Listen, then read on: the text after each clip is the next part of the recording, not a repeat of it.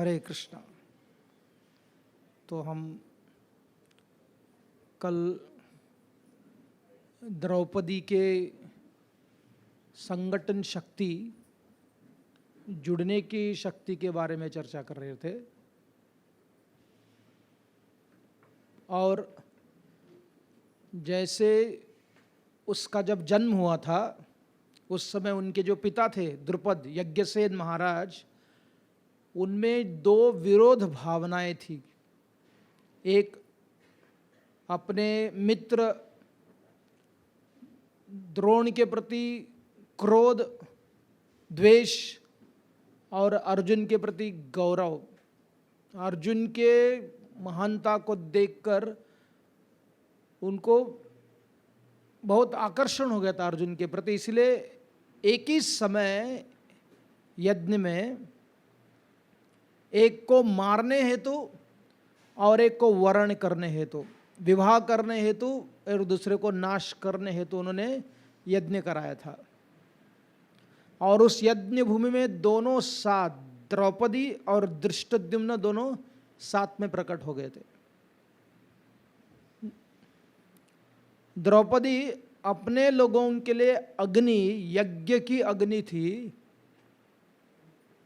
यज्ञ में होता क्या है, यज्ञ में जो यज्ञ के यजमान है वो अपने सारे संबंधियों को बुलाते हैं, अपने सारे निकट के लोगों को बुलाते हैं। तो द्रौपदी की एक शक्ति है कि अपने लोगों को साथ में लाती है, और दूसरा जो उसके पक्ष में नहीं है, अधर्मी है, तो उनके लिए वो अग्नि बन के प्रकट हो जाती है। इसलिए जैसे उसका जन्म हुआ था तो भविष्यवाणी हुई थी कि एक ऐसी उपकरण बनेगी जो अधर्मी लोग हैं। भगवान श्री कृष्ण जब अवतार धारण किए हुए थे, राक्षसों का वध और संतों का रक्षण, तो वो भी उसका कारण रहेगा। और जब गांधारी ने पहली बार, मैंने जब कहा देखा, कितने लोगों ने प्रश्न पूछा, गांधारी जब उसके आंखें बनते देखती कैसी है, तो अंधे लोग कैसे देखते हैं वैसे ही अनुभव करते हैं वो लोग। तो उन्होंने अनुभव किया द्रौपदी के निकट आने से ही। तो जब हम द्रौपदी का जीवन देखते हैं, कुंती से बढ़कर कुंती के पुत्र जीवित रहे, केवल कर्ण की मृत्यु हो गई, परंतु द्रौपदी के सारे पुत्र मारे गए। कुंती के प्रति कभी किसी ने किसी प्रकार से उसका शोषण करने का प्रयास नहीं किया। उसकी जो लज्जा है, उसकी लज्जा को किसी ने लूटने का प्रयास नहीं किया। लेकिन द्रौपदी के बारे में बार बार ऐसा हुआ करता था। तो इसलिए हम देखते हैं, अगर द्रौपदी की तुलना ये अनेक सारे जो इतिहास के जो पात्र है, सीता को हमने लिया, हाँ सीता के साथ बहुत कष्ट हुआ। कितने महीने के लिए? 10 महीने के लिए। और उसके बाद में जब वो अपने बच्चों को बढ़ाने के लिए वाल्मीकि महर्षि के आश्रम में गई, निश्चित रूप से उसको अपने पति से दूर जाना पड़ा, प्रजा के गलत धारणाओं के कारण। लेकिन वहाँ वो रहती हुई वाल्मीकि आश्रम में एक पवित्र स्थान में रहने के कारण कुरुकुल जैसे लोग का संबंध नहीं आया। वीर पुत्रों को जन्म दिए, अच्छे संस्कार भी दिए। सत्यवान सावित्री, नल सावित्री और सत्यवान की कहानी आती है। उसको ऐसा पति मिला जिसकी आयु बहुत कम थी। जब विवाह के निर्णय लेने के उपरांत उसको समझ में आया कि उसका पति ज़्यादा दिन टिकने वाला नहीं है, उसकी मृत्यु हुई, लेकिन सावित्री ने फिर से उसको जीवित कर दिया। नल और दमयंती, हाँ दमयंती की कथा जो आती है महाभारत में, नल और दमयंती की कथा बहुत प्रसिद्ध है। उसको भी अपने पति से बहुत बहुत कष्ट झेलना पड़ा। उसके पति द्यूत में सब कुछ हार गए थे, लेकिन युधिष्ठिर महाराज जैसे उन्होंने अपने पत्नी को दांव पे नहीं लगाया, लेकिन उसको बीच जंगल में छोड़कर चले गए, तो बहुत कष्ट करना पड़ा दमयंती को। नल दमयंती की कहानी युधिष्ठिर महाराज वन पर्व में सुनते हैं। अहिल्या, अगस्त गौतम ऋषि की पत्नी, उनको शाप मिला था पत्थर बनने के लिए। अगर एक बार पत्थर बन गए, न सकारात्मक न नकारात्मक भावनाएं होती है, न्यूट्रल या मुझे किसी से कोई संबंध नहीं रहना चाहिए ऐसा बोलना और पत्थर बनना, इसमें कोई अंतर नहीं होता है। तो वो पत्थर बन गई है। पत्थर बनने का शाप मिला, बहुत घृणास्पद था, लेकिन बनने के बाद कोई चेतना नहीं थी।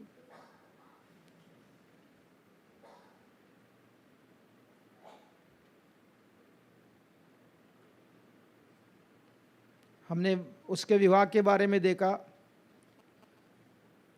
गांधारी की भविष्यवाणी, और जब द्रौपदी का विवाह हो गया उसके बाद में, जैसे मैंने कहा, संगठित करने की शक्ति का प्रतीक है द्रौपदी। हम देखते हैं ना कभी कभी संबंधों में लोगों के मूड स्विंग्स होते हैं, मूड स्विंग्स आपने सुना होगा। आजकल खास करके आधुनिक समाज में मूड स्विंग का रोग बहुत ज़्यादा है। हाइट ऑफ एक्साइटमेंट और हाइट ऑफ एंजाइटी, क्योंकि ग्लूकोज का सेवन बहुत करते हैं ना बच्चे। जैसे जन्म होते हैं, बाहर के देश में बच्चों के लिए बहुत सारा फ्री में दिया जाता है, बहुत उनको स्वीटनेस देने के कारण ग्लूकोज, लैक्टोज। तो उसका परिणाम क्या होता है, अगर आप देखोगे उछलते रहते हैं बच्चे, एक जगह में खड़े नहीं होते, और उतने ही जल्दी वो डिप्रेस्ड हो जाते हैं। और बच्चों के जो व्यवहार है, उनके संस्कार है, उनके जो भाव है, वो क्या है, वो पूरे समाज का ही एक प्रकार का चेतना है, मूड स्विंग। तो ऐसे मूड स्विंग को हैंडल करना क्यों नहीं जमता? क्योंकि जिनका हैंडल कर रहे हो वो आपके ही बच्चे, आपके ही संबंधी है। क्योंकि आप भी उसी रोग से, हम भी उसी रोग से पीड़ित होने के कारण हम देखते हैं इस जगत में लोग साथ में नहीं रहना चाहते। साथ में रहना उनके लिए बहुत कठिन बन गया है। और समाज भी आधुनिक जो कैपिटलिज्म है उसको सपोर्ट भी करता है, क्योंकि अगर लोग साथ में रहेंगे तो आपको साधनाओं की कम आवश्यकता पड़ती है। घर में एक टेलीविज़न बस हो जाता है, एक घर बस हो जाता है, एक वॉशिंग मशीन बस हो जाता है। लेकिन अगर आपका परिवार टूट गया तो क्या हुआ, 2 washing machine, 3 washing machine, 4 washing machine लगेंगे। तो तोड़ने का उद्देश्य है अपने वस्तुओं को ज़्यादा पैमाने में वितरण करना। इसलिए समाज आपके रोग को, हमारे रोग को प्रचोदन देता है। तो इसीलिए अगर कलयुग में असली शक्ति कहाँ है, शास्त्र कहता है कलयुग में असली शक्ति संग में, संग शक्ति कलव युगे। हाँ, इस कलयुग का दोष क्या है? 2 दोष शास्त्र कहता है भागवतम में। कलह दोष है। दोष कैसा दोष है उसका? 2 विशेष दोष है, एक ढांबिकता और दूसरा संघर्ष, कलह, क्वारल एंड हिपोक्रेसी। अगर हम साथ में रहेंगे तो झगड़ा करते, अकेले रहेंगे तो हम लोग पाखंडी बन जाते। ये दोनों भी रोग कलयुग का होने के कारण, अगर आप साथ में रहो तो समस्या, अकेले रहो तो समस्या। तो सोचो 5000 साल पहले मूड स्विंग नहीं, परंतु द्रौपदी ने 5 पतियों को एक साथ में उनका सेवन किया, उनकी सेवा की। और ऐसा नहीं सेवा किया कि उसको एक दास के समान, एक दासी के समान, एक गुलाम के समान, उसके लिए कोई स्वतंत्रता नहीं थी, उसके लिए दूसरा कोई पर्याय नहीं था। विवशता के कारण वो सेवा कर रही थी। कभी लोग सेवा कर लेते विवशता के कारण, शरीर उनकी सेवा कर रही है लेकिन अंदर से विद्रोह चल रहा है। कोई कहेगा अरे कम से कम शरीर तो कर रहे हैं ना, लेकिन कभी ना कभी क्या हो जाता है, वो बांध है वो फूट जाता है। लेकिन यहां द्रौपदी, अगर उसके मन में विचार आ भी जाता कि मुझे यहां नहीं रहना है, उसके पिता उसको स्वीकार कर लेते। लेकिन द्रौपदी ने स्वयं उस निर्णय को स्वीकार किया था। जब युधिष्ठिर महाराज ने कहा कि हम सबके सब उसके साथ में विवाह करेंगे, तो द्रौपदी के मन में कोई विकार नहीं आया, क्योंकि पूर्व संस्कार के अनुसार उसका विवाह 5 लोगों के साथ होने वाला ही था, वो प्रभाव उसमें था, इसलिए उसको स्वीकार करती है। और स्वीकार करने के उपरांत जब सत्यभामा उसको मिलने आती है ना, नहीं सत्यभामा नहीं, जयद्रथ की कथा में आती है। जयद्रथ को पीछे पीछे जब पांडव आने लगते हैं, जयद्रथ 5 पांडवों को देखता है, फिर उसको पूछता है कि ये कौन है, ये तेरे पति है? तो द्रौपदी, नहीं मेरे पति तो है ही, परंतु तेरे काल है। तब अपने पतियों का परिचय देती है, इतना सुंदर परिचय देते हैं अपने पतियों का, हर एक के चरित्र को, उनके पात्र को, उनके साइकोलॉजी को बताती है। भीम के बारे में जब बताती है, कहते हैं कि भीम जो है, अगर उन्होंने कोई अन्याय को देखा उसको सहन नहीं कर सकते। जब तक उस अन्याय को खत्म नहीं करेंगे, न्याय का स्थापन नहीं करेंगे, तब तक शांत नहीं होते। न्याय का स्थापित करने के बाद भी जिसने गलत किया है उसको दंड देने के बाद भी शांत नहीं होते। जब उन्होंने दुर्योधन का वध किया या किचक को मारा, अब उसको देख सकते हो, किचक को मारने के उपरांत भी भीम प्रसन्न नहीं थे। जब दुशासन को मार रहे थे, उनके मन में ऐसा विचार आया, अगर मेरे मन में, अगर मेरे में ऐसी शक्ति होती, मैं दुशासन को फिर से जीवित करता और उसको अलग प्रकार से मारता। As many ways are there of dying, जितने मरने के विधान है, वो सारे मरने के विधानों का मैं दुशासन को अनुभव कराता। लेकिन सौभाग्य यह है, मृत्यु उसका सबसे बड़ा दयालु बन गया। क्योंकि निष्पाप होने के कारण, सही में प्रेम करने के कारण, अन्याय को सहन न करने के कारण उसके मन में ऐसे विचार आते थे। युधिष्ठिर का शरीर, युधिष्ठिर का मन, युधिष्ठिर की बुद्धि, उसके बारे में वर्णन करती है, नकुल के बारे में, अर्जुन के बारे में वर्णन करती है। तो सोचो, एक ही घर में, एक ही व्यक्ति में इतने सारे मूड स्विंग होते हैं, और ऐसे 5 लोगों को एक साथ में एकत्रित रखना हमेशा के लिए, आप महाभारत के एक पन्ने पे भी नहीं देखोगे जहां द्रौपदी के कारण पांडवों के बीच में मतभेद हो गया, कलह हो गया। इसकी चर्चा करने के बदले में लोग पूछते कि द्रौपदी ने 5 पति को कैसे किया। यानी कि प्रश्न करने के समय हमें उस कथा का अनुभव भी होना चाहिए, न्यायुक्त प्रश्न करना चाहिए, इलॉजिकल प्रश्न नहीं करना चाहिए। दैट शोज आवर स्टुपिडिटी, हमारे मूर्खता को हम दिखाते कि वो प्रश्न करने के उपरांत। इसके बदले ये पूछना चाहिए था कि कैसे हैंडल कर रही थी द्रौपदी। ये सत्यभामा द्रौपदी से प्रश्न करती है। एक बार कृष्ण और सत्यभामा पांडवों को मिलने आए थे वन में, तब वो पूछती है कि द्रौपदी, मेरे तो एक ही पति है और उनको मैं कैसे नियंत्रण करना चाहिए? व्रत करना चाहिए, पूजा करना चाहिए, पाठ करना चाहिए, औषधि देना चाहिए, मंत्र देना चाहिए, किस प्रकार से मैं मेरे पति को मेरे वश में रख सकती हूँ? वश में यहाँ मतलब नियंत्रण नहीं, वश होने की प्रेम के कारण। तो द्रौपदी कहते हैं, देख देख सत्यभामा, ये जो प्रश्न है गलत प्रश्न है। वो कहानी सुनाते कि ऐसे कितने सारे कहानियां हैं जहां स्त्रियां, पत्नी अपने पति को अपने नियंत्रण में रखने हेतु कितने सारे औषधि और द्रव्यों को देकर अपने पति के आरोग्य को हमेशा के लिए बिगाड़ दिया था। ऐसा कभी नहीं करना चाहिए।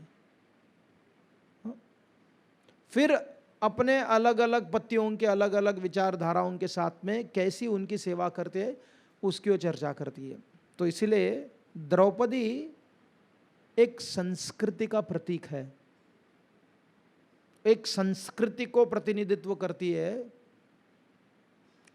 और एक सिविलाइजेशन, खास करके जो भारतीय संस्कृति अगर आप देखोगे, आप किसी भी अन्य देशों में जाओगे चाइना छोड़कर, एक तो जनसंख्या के दृष्टिकोण से देश बड़े नहीं है।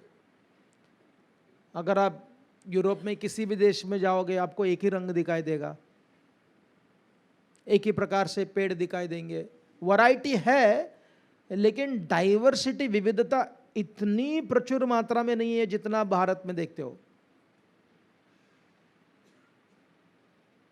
यहाँ गांव में कहावत है, जैसे पानी बदलती है वैसे वाणी भी बदल जाती है। जैसे पानी बदल जाती है वैसे वाणी बदल जाती है। अगर आप महाराष्ट्र में देखोगे, यहाँ की भाषा मराठी है लेकिन उसके भी अलग अलग फ्लेवर्स है। कितनी सारे भाषाएं हैं, कितने सारे कैलेंडर्स है, कितने सारे कपड़ों के अलग अलग रुचि है, कितने सारे फ्लेवर्ड है कलर के। यहाँ ही देखते हैं हम लोग कितने सारे कलर है। अगर सब लोग सफेद है इसका अर्थ है कि लोग घर से बाहर निकलते ही नहीं है। गौर वर्ण में भी अलग अलग है और कृष्ण वर्ण में भी अलग अलग फ्लेवर्स है, बालों के अलग अलग फ्लेवर है। तो इन सारे विविधताओं को जब कोई देखता है बाहर से आकर, उसके मन में कंफ्यूजन आ जाता है कि अरे क्यों वन एक ही प्रकार क्यों नहीं है। इसलिए जो स्कूल का यूनिफॉर्म बच्चे लोग पहनते हैं ना एक ही प्रकार का, that is the beginning of monotonousness. एक ही प्रकार के कपड़े, सब बच्चे अलग अलग टेस्ट वाले, एक ही कलर, क्योंकि प्रिंसिपल ने निर्णय लिया हुआ है। यूनिफॉर्म कोई यूनिवर्सल प्रिंसिपल नहीं है। कोई स्कूल अलग अलग यूनिफॉर्म क्यों करते हैं? क्योंकि एक या दो व्यक्ति मिलकर निर्णय लेते अपने रुचि के अनुसार, उनको अच्छा लगता है। कई बच्चों को अच्छा ही लगता नहीं, उसको पहनना पड़ता है उनको। उधर से हमारा कारागृह चालू हो जाता है। कारागृह में लोगों को एक ही कपड़ का कपड़ा क्यों पहनाते हैं? डिसिप्लिन करने के लिए, उनको बंदी बना के रखने के लिए। लेकिन ऐसी एक सिविलाइजेशन जहां इतनी विविधता है, तो उस विविधता को एक साथ में लाना। एक बार मैं हमारे गोपाल्स गार्डन के बच्चों को एक किसी आर्मी के एग्जीबिशन में लेकर गए थे।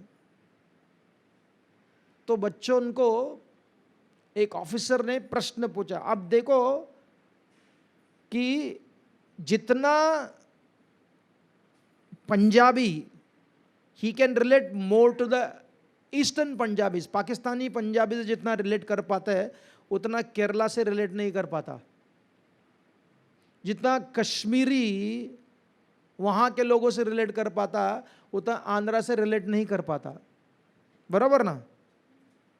हाँ?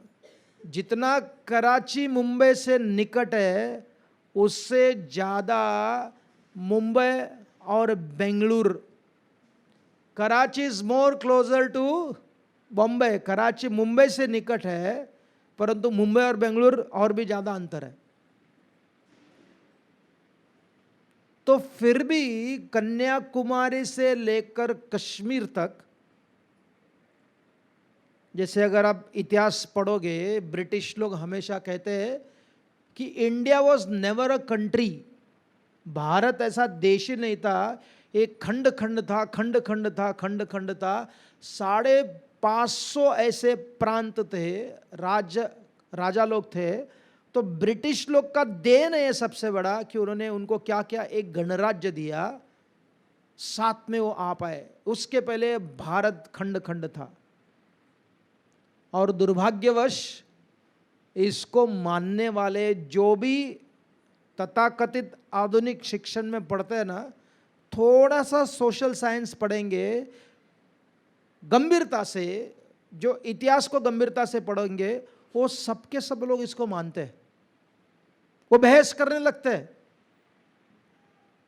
देखो ये बहुत ही महत्वपूर्ण है, क्योंकि उनका जो देखने का तरीका है, who is watching and who is giving the opinion, एक पाश्चात्य लोगों ने अपने मत को, अपने विचारधारा, अपने देश के अनुभवों को जब यहाँ लगाकर वो बोल रहे कि this was broken, it was never a nation, it was never a country. The nation concept किसने दिया? ब्रिटिश लोगों ने दिया, और हम भी मानने लगते हैं। परंतु अगर आप शास्त्र देखोगे, महाभारत को देखोगे, रामायण को देखोगे, भागवत को देखोगे, भारतवर्ष की चर्चा बार बार होती है। पंचम स्कंद के भागवत में वर्णन किया हुआ है कि तुलसी इतनी महान क्यों है, उसको इतना बहुमान तुलसी को क्यों मिलता है। ये विश्वनाथ चक्रवर्ती ठाकुर पंचम स्कंद में, श्रील प्रभुपाद जी उनके तात्पर्य में लिखते हैं, विश्वनाथ चक्रवर्ती को उल्लेख करते हुए, क्योंकि तुलसी महारानी का जन्म ये भारत भूमि में हुआ है, भारतवर्ष में। ये मैं नहीं कह रहा हूं, प्रभुपाद जी कहते हैं उसमें। श्री चैतन्य महाप्रभु ने क्या कहा? सबसे प्रसिद्ध, भारत भूमिते होइलो मनुष्य जन्म सार्थक। आइडेंटिफाई क्यों किया उन्होंने?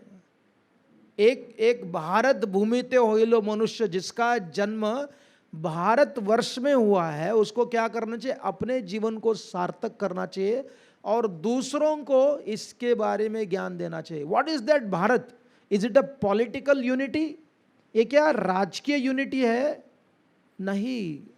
देखने की दृष्टि शास्त्रों में भारत का, ये पॉलिटिकल नेशन नहीं है, परंतु कल्चरल नेशन है। इसलिए मुगल, ब्रिटिश, फ्रेंच, डच सबके सब आए इसको बदलने के लिए, लेकिन वो पॉलिटिकली बदलना चाहते थे और उनको अधिकार भी मिला। लेकिन केवल ब्रिटिश लोग इसको कल्चरल नाश करना चाहते थे, लेकिन अभी भी नहीं हुआ। अभी हमारे लोग, खुद के लोग कर रहे हैं उसको।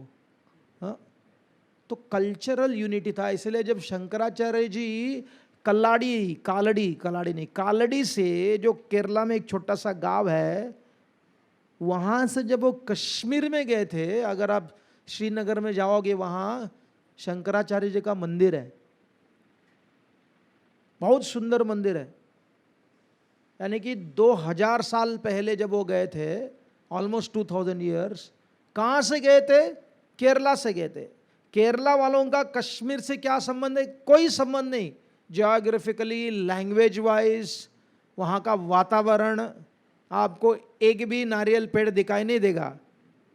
हाँ, नहीं दिखाई देगा, और एक भी मलयाली नहीं दिखाई देगा वहां। लेकिन शंकराचार्य जब भी गए, उनको पूरा सम्मान मिला। तो कहा जाता है कि द्रौपदी उस संस्कृति का प्रतिनिधित्व करती है, और वो संस्कृति का प्रतिनिधित्व करने के कारण सांस्कृतिक दृष्टिकोण से अलग होते हुए भी हम पूजा किसकी करते हैं, हमारी उपासना क्या है, हमारा फाउंडेशनल प्रिंसिपल क्या है। अगर आप केरला में हो, कृष्ण को उन्नी कृष्ण कहते हैं। अगर आप सिंध पाकिस्तान में जाओ, वहां लाल कृष्ण कहते हैं, इसलिए लाल कृष्ण आडवाणी को नाम मिलना था ना। हाँ? तो कृष्णा इज देयर, लेकिन आपका फ्लेवर अलग अलग रहेगा। तो द्रौपदी उसका प्रतिनिधित्व करती है। और नारद मुनि जब पांडवों का विवाह हो गया था, वो मिलने आते हैं। लोग कहते हैं ना, नारद मुनि हमेशा लोगों में कलह लगाते हैं। परंतु ये जो कहानी है, नारद मुनि जैसे ही पांडवों का विवाह हो गया, कहाँ से तो आ गए उनको बताने के लिए। उन्होंने कहा, देखो आप 5 पांडव इतने निकट है एक दूसरों से, लेकिन एक स्त्री के कारण मतभेद हो सकता है, उसके कारण नहीं। She is not responsible, you create that misunderstanding. तब उन्होंने इनको सुंद और उपसुंद की कहानी सुनाई। सुंद और उपसुंद बहुत अच्छे दोनों भाई थे। ऐसा था कि एक आत्मा और 2 शरीर के समान थे, और उनको ब्रह्मा जी से वरदान भी मिल गया था कि उनको कोई मार नहीं सकता, वो अवध है। कोई नहीं मार सकता। अगर उन्होंने अपने आप को मारा तभी उनका मृत्यु होगा, नहीं तो कोई उनको नहीं मार सकता। और एक दूसरों में झगड़ा होने का कोई सवाल ही नहीं था। वो एक ही जैसा कपड़ा पहनते थे, एक ही जैसा खाना खाते थे, दोनों मिलकर राक्षसों को पीटते थे, मारते थे, जैसे जगाई मदाई ना वैसे ही। तब वो इतना समस्या देने लगे, तब लोग ब्रह्मा जी के पास घर के पूछे क्या करना चाहिए। तो ब्रह्मा जी ने तिलोत्तमा नाम का एक अप्सरा को जन्म दिया। अब बोला जाओ, वो आई, वो आते ही क्या हुआ, दोनों के बीच में झगड़ा हो गया, वो किसकी है। और तिलोत्तमा ने कहा कि जो जीतेगा उसकी मैं हूं। जीती कौन, तिलोत्तमा। वो दोनों मर के यमलोक को चले गए। तो यमराज, ये कहानी नारद मुनि पांडवों को सुनाते हैं। वो कहते कि देखो, अगर संबंधों को बढ़ाना ना, प्रेम बढ़ाना है, प्रेम बढ़ाने के लिए एक नियम होना चाहिए। अगर नियम है तो संबंधों में विश्वास आता है। इस भौतिक जगत में कोई कहता ना कि we don't have rule in relationship, you are ruined for sure. जिसके जीवन में संबंधों में नियम नहीं है, वो निश्चित रूप से मारे जाते, विश्वासघात हो जाता है। अगर आपने किसी को पैसा दिया है, अगर उसके पीछे नियम नहीं हो तो आपका पैसा भी जाएगा और आपका मित्रता भी चला जाएगा।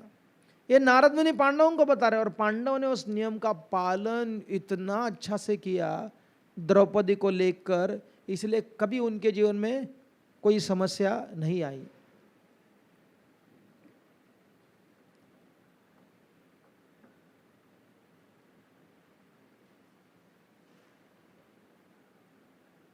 द्रौपदी के बहुत सारे समस्याएं थे, हम लोग ज़्यादा समय न होने के कारण ज़्यादा नहीं ले पाएंगे। एक दो तीन हम देखेंगे कहानियों को, और इसके बहुत सारे आयाम हैं। एक कहानी द्रौपदी की जो है, वो जो द्यूत की कहानी है, वो बहुत समय लेगा वही करने के लिए, द्यूत क्रीड़ा का। पहले मैं दूत क्रीड़ा का ही लेता हूँ, अगर समय बच गया तो बाकी दो तीन कहानी हम लोग लेंगे। जो जब पांडव राजसूय यज्ञ किए, राजसूय जो राजा को जन्म देने वाला यज्ञ, और इस राजसूय यज्ञ के बारे में अगर आप देखोगे, भगवान श्री कृष्ण ने पांडवों को इतना सुंदर इतिहास सुनाया, इतना सुंदर इतिहास सुना कि राजसूय यज्ञ क्यों करना चाहिए, उसका अर्थ क्या, कैसे करना चाहिए। जरासंध भी चक्रवर्ती बनना चाहता था, और युधिष्ठिर महाराज को चक्रवर्ती बनने के लिए भगवान श्री कृष्ण ने प्रेरणा दी। कैसे प्रेरणा दी, ये राजस्व यज्ञ के रूप से, क्योंकि उनके पिताजी जब पितृलोक में थे, उन्होंने कहा था कि नारद मुनि के द्वारा, जाओ मेरे पुत्र को बोलो कि मैं अटका हूँ, अगर मुझे आगे जाना है तो उसको राजस्व यज्ञ करना पड़ेगा।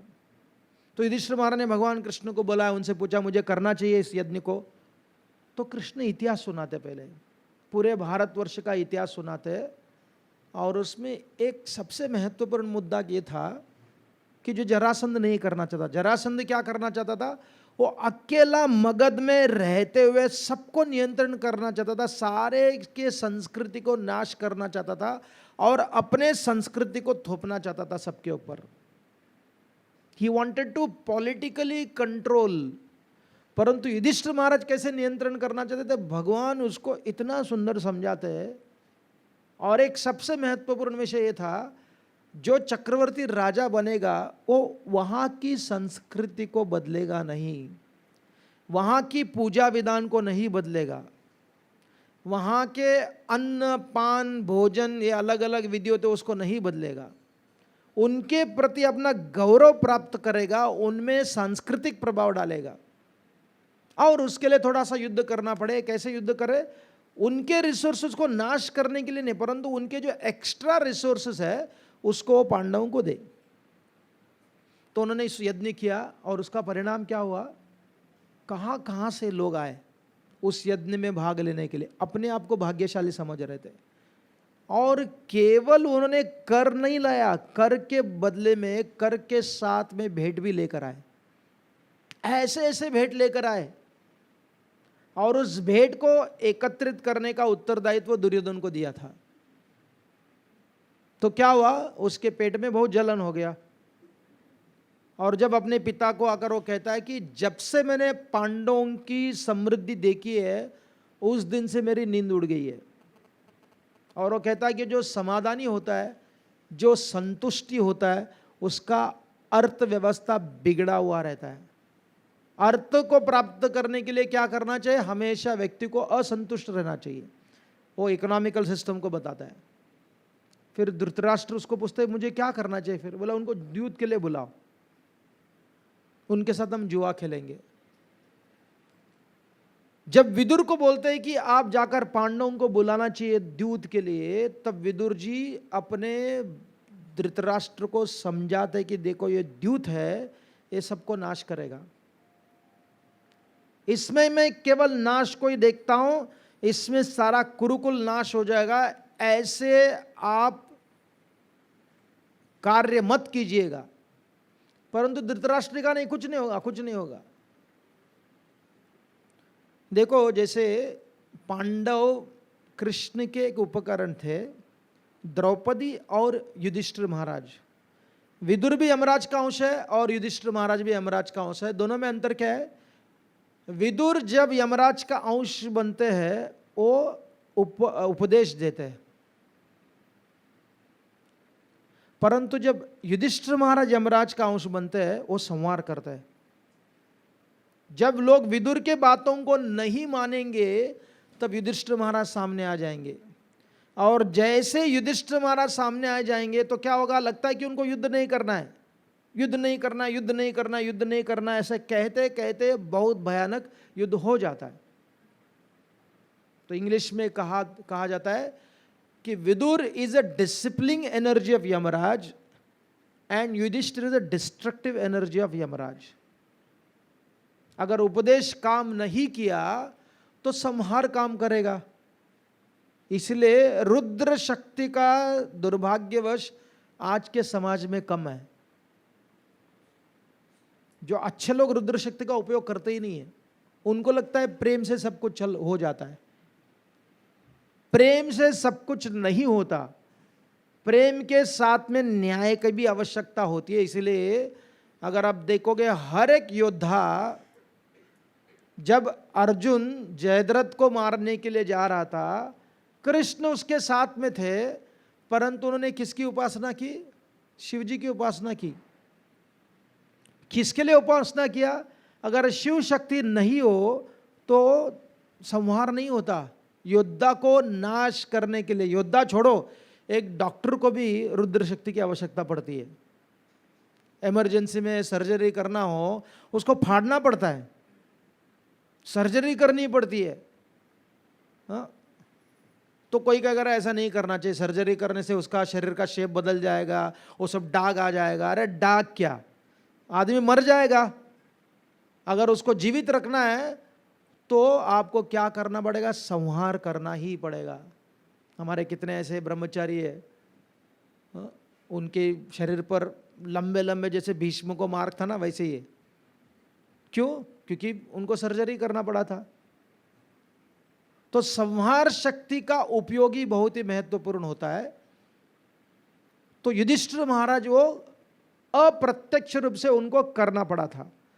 जब विदुर जी आए, उन्होंने कहा देखो आपको आपके जो बड़े पिता, देखो काका भी नहीं बोलते थे उस समय, बड़े पिता बोलते थे, वो आपको जुआ के लिए, द्यूत के लिए बुला रहे। तो युधिष्ठिर ने कहा ऐसा द्यूत करने से सब कुछ नाश हो जाएगा। वो जानते थे, उन्होंने कहा द्यूत नहीं करना चाहिए, दिस इज नॉट गुड।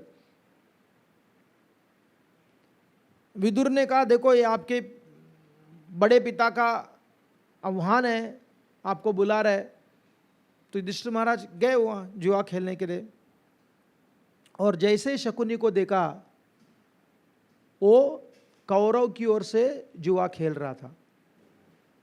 अगर किसी स्कूल टीम में 17 साल के बच्चों के साथ 20 साल के बच्चे खेल रहे हैं तो बोलेंगे ना they are playing on our behalf, हमारे टीम की ओर से खेल रहे। तो क्या होगा, एक तो अन्याय है, एक गलत है, और दूसरा जीतने का कोई सवाल ही नहीं आता। आजकल प्लेयर्स लोग को खरीदी कर सकते हो ना आप। इट्स अ लग्जूरियस गुलामगिरी जो अपने आप को बेचे जाते। तो उसको उन्होंने शकुनी को लगाया, युधिष्ठिर ने ऐसा नहीं हो सकता, आप कैसे खेल सकते हो? नहीं नहीं, मैं खेल रहा हूं। तो खेलना चालू हो गया और युधिष्ठिर महाराज धीरे धीरे धीरे सब कुछ हारने लगे। पहले वस्तुओं को हारने लगे, उनकी जो ट्रेजरी वो सब खत्म हो गया, घोड़े चले गए, हाथी चले गए, लैंड चला गया। ये सब जाने के बाद वस्तु से बड़ा क्या होता है? रिलेशनशिप होता है। देखो पहले अपने भाइयों को नहीं लगाया, पहले वस्तुओं को लगाया, क्योंकि अगर वस्तु चले भी जाए, संबंध हो तो फिर से प्राप्त कर सकते हो। फिर शकुनी ने क्या, ठीक है आपके सब कुछ चले गए लेकिन संबंध तो है, तो नकुल को लगाया, सहदेव को लगाया, अर्जुन को लगाया, भीम को लगाया और अपने आप को भी दांव पे लगा दिया।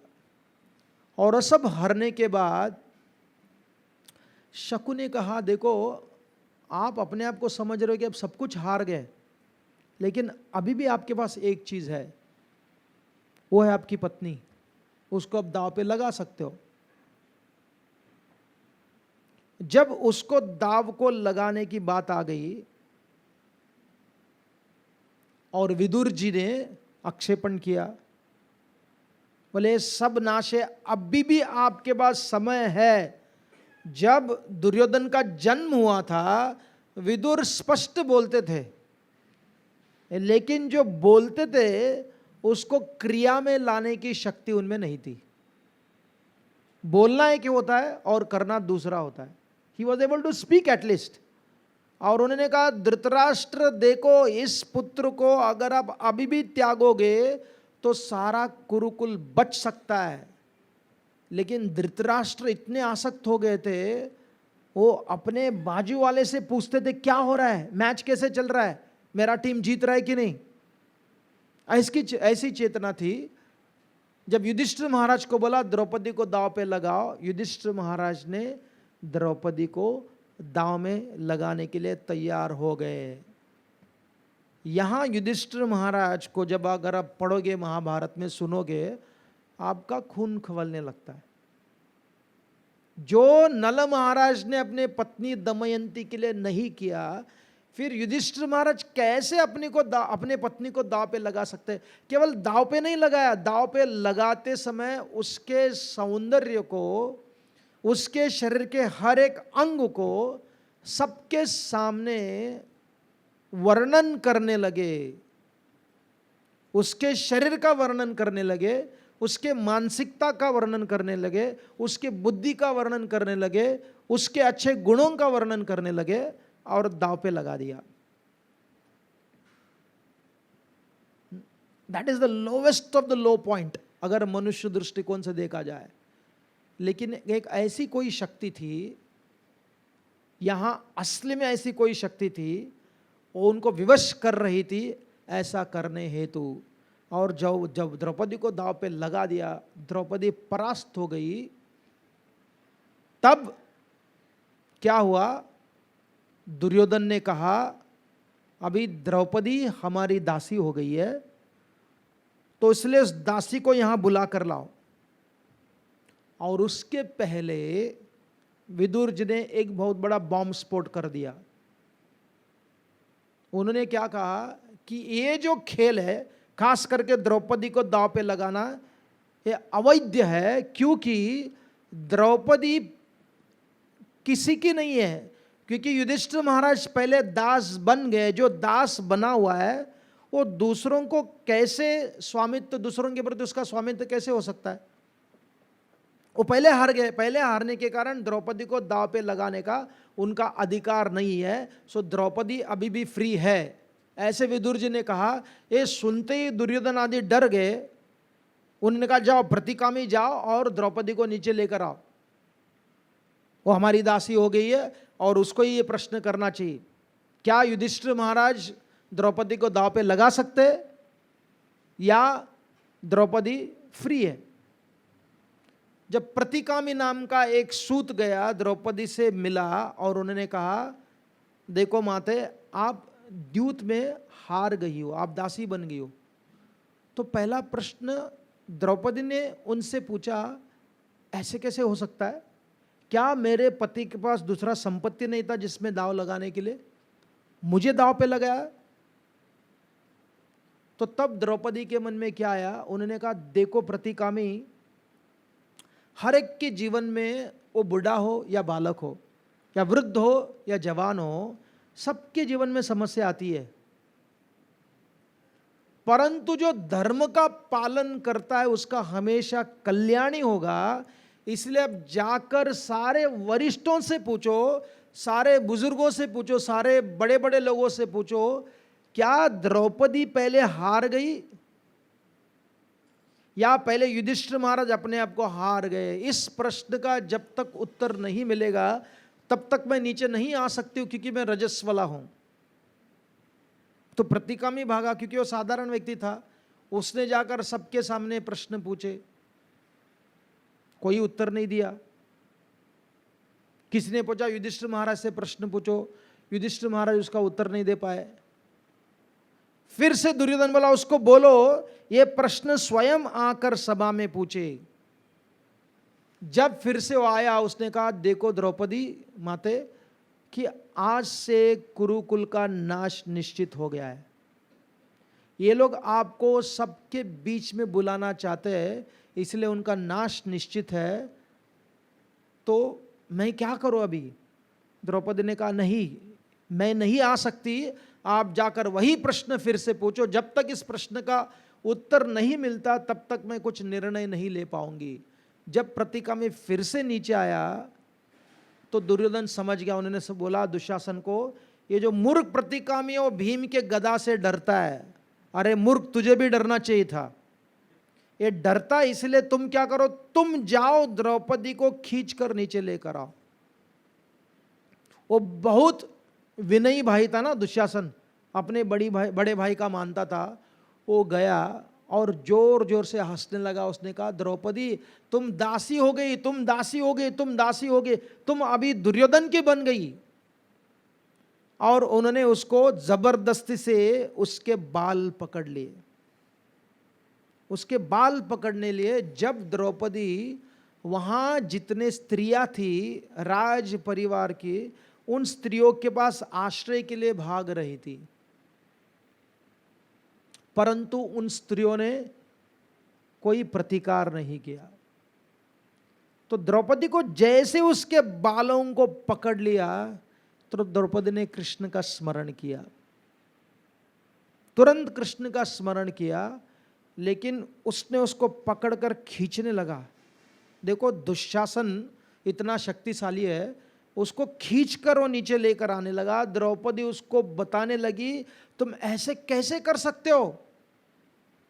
आज तक इस प्रकार से आप मुझे वहां ले जा रहे हो जहां सबके सब वरिष्ठ मेरा पिता तुल्य है। यानी कि द्रौपदी की चेतना देखो, उस सभा में जो पिता नहीं, वो सबके सब भूत के तुल्य बन गए थे, मृत्यु तुल्य हो गए थे। जिनमें बोलने की कोई शक्ति नहीं थी उनको पिता के रूप में स्वीकार कर रही है। आप मुझे वैसे कैसे ले जा सकते हो? उस समय में, ऐसी अवस्था में वो घिसट कर उसको नीचे लेकर आया। जब उसको नीचे लेकर आया तब द्रौपदी को आते समय दुशासन ने कहा, तुम तो दासी हो। जब द्रौपदी ने कहा कि मैं एक वस्त्र में हो, रजस्वला हो, तो मैंने बोला एक वस्त्र में हो या नंगी हो या वस्त्रहीन हो, उससे क्या फर्क पड़ता है? तुम तो हमारी दासी हो। ऐसे बोलते बोलते शब्दों के बाण दे रहे थे, स्पर्श कर रहा था, उसको हिंसा दे रहा था और खींच कर ला रहा था। फिर भी सभा शंड बनकर बैठी थी, कोई कुछ नहीं बोला।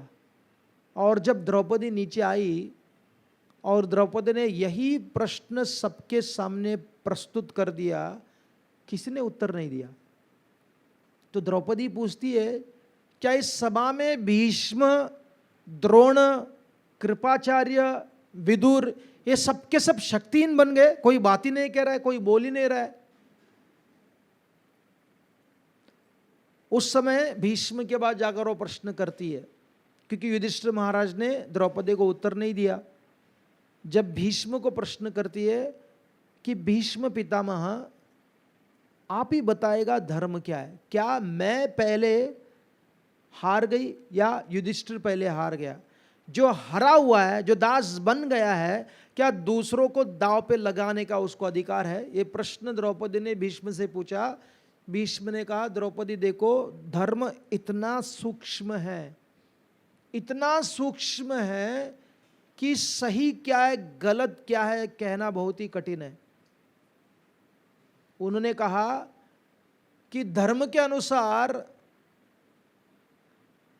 कि आपको दांव पे नहीं लगाना चाहिए, आप एक स्वतंत्र जीव हो, लेकिन शास्त्र क्या कहता है? स्त्री हमेशा परतंत्र होती है अपने पत्नी पति के लिए, इसलिए आप परतंत्र हो। ऐसे उन्होंने शास्त्रों के वाक्यों को जो विदुर ने अलग प्रकार से कहा था, उसी शास्त्रों वाक्यों को जब द्रौपदी के सामने प्रस्तुत किया और उन्होंने कहा देखो द्रौपदी, तेरा पति है ना धार्मिक है, वो जो भी उत्तर देगा वो सही उत्तर है। लेकिन द्रौपदी के सामने युधिष्ठिर महाराज बोलने के लिए तैयार नहीं थे और भीष्म ने एक बात कही। उन्होंने कहा देखो द्रौपदी, यहाँ इस सभा में धर्म क्या है अधर्म क्या है उसका निर्णय दुर्योधन और दुशासन दे रहे। जिनके पास शक्ति है वो जो कहते हैं वो धर्म बन जाता है, और जो शक्तिहीन अगर सही बात भी कहेगा, क्योंकि शक्तिवान व्यक्ति उसको दबा देता है, उसका ही शब्द धर्म बन जाता है। इस प्रकार से भीष्म देव ने क्या किया? प्रत्यक्ष अप्रत्यक्ष रूप में दुर्योधन, दुशासन, शकुनी और कर्ण के बातों को प्रोत्साहन देने लगे। तो युधिष्ठिर महाराज ने कुछ कहा ही नहीं। तो उस समय एक व्यक्ति खड़ा हो गया, वो था विकर्ण। विकर्ण खड़ा हो गया, उन्होंने कहा कि यहाँ के वरिष्ठों को अपना मत प्रस्तुत करना चाहिए। द्रौपदी यहाँ प्रश्न पूछ रही है, द्रौपदी की स्तुति करते हैं, कहते कि देखो प्रश्न पूछ रही है और उसका उत्तर कोई देने के लिए तैयार नहीं है। और द्रौपदी ने कहा था कि ये सभा कैसी सभा है? सभा इस शब्द का मूल कहाँ से आता है? सभ्यता से आता है। सभ्य और सभा का संबंध होता है।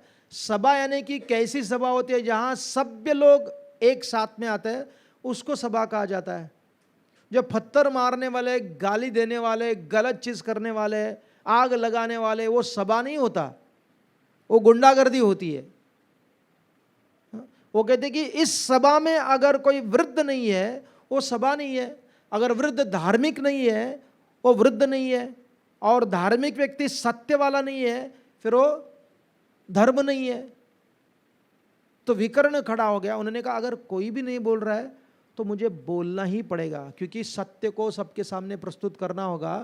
तो उन्होंने क्या निर्णय दिया? आपने निर्णय दिया कि द्रौपदी पांडवों की पत्नी केवल युधिष्ठिर की नहीं है। जितना युधिष्ठिर की पत्नी है उतना ही वो भीम, नकुल, अर्जुन और सहदेव की पत्नी है। इसलिए युधिष्ठिर को अकेला निर्णय लेने का कोई अधिकार नहीं है। केवल उसको अकेला निर्णय अधिकार भी नहीं है। एक तो खुद हार गया है तो द्रौपदी को दांव पे नहीं लगा सकता है, इसलिए द्रौपदी मुक्त है, ये मेरा निर्णय है, इसलिए द्रौपदी को हमें छोड़ देना चाहिए।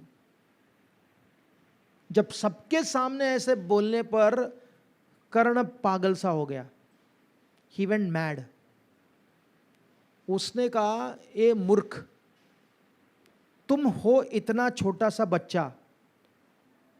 देखो बड़ों का अहंकार कब चोट पहुंचता है? जब कोई अगर सत्य बोलता है ना, उसके आयु को लेकर, उसके स्थिति को लेकर तर्क नहीं बोलते हैं। क्या करते हैं?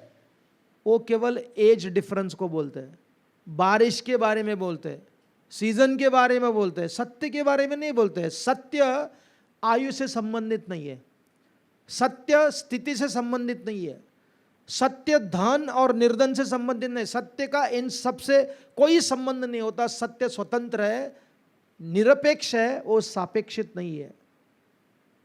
तो खड़ा होकर बोला, जब भीष्म, द्रोण, कृपाचार्य, धृतराष्ट्र इतने बड़े बड़े लोग स्वयं उसका पति नहीं बोल रहे, और तू कहां से आ गया बालक। ऐसा दिखाई देता है कि खुद के घर पे अगर शरीर में रोग है, वो खुद का ही होता है, शरीर का ही अंग है, लेकिन रोग होने के कारण वो शत्रु बन जाता है। तू खुद के परिवार का होकर इस प्रकार से बकवास कर रहे हो, गलत बोल रहे हो, तुम्हें किसने अधिकार दिया बोलने का। अरे शास्त्र ने, देखो कैसे शास्त्र उल्लेख कर रहा है, शास्त्र ने स्त्री को केवल एक पत्नी का अनुमति दिया हुआ है। तो कर्ण ने क्या किया, ऐसे बोलकर व्यासदेव की निंदा की, नारद मुनि की निंदा की, भगवान श्री कृष्ण की निंदा की, दैव की निंदा की, द्रौपदी के पूर्व संबंधों की निंदा की, उनके संस्कार जिसको सबने स्वीकार किया था उसको निंदा कर दिया, और उद्धंडता के कारण, दर्प के कारण बोला स्त्री को शास्त्र ने एक ही पति का प्रयोजन कहा है, लेकिन ये स्त्री 5 पुरुष के साथ में रहती है, तो फिर वो पत्नी नहीं है, वेश्या के समान है। और ऐसे वेश्याओं को कपड़े है या नहीं है उससे कोई फर्क नहीं पड़ता है। ये दास और दासी होने के कारण आपको क्या करना चाहिए, दुशासन, पांडवों के भी कपड़े उतारो और द्रौपदी के भी कपड़े उतारो। और द्रौपदी देखने लगी।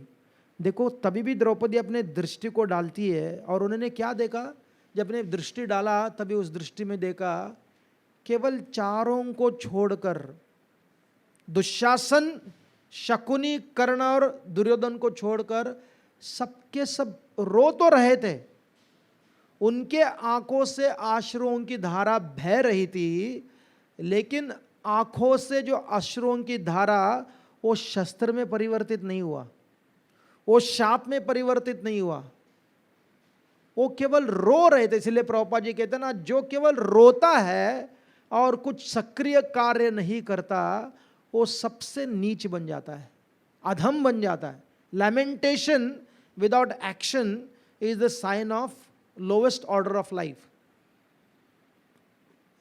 क्षुद्र, क्षुद्र की चेतना हो जाती है। तो कोई कुछ नहीं कर पाया। तो दुशासन ने क्या किया, दुशासन वहां खड़ा ही है, द्रौपदी के बाल को पकड़कर उसको हिंसा कर रहा है।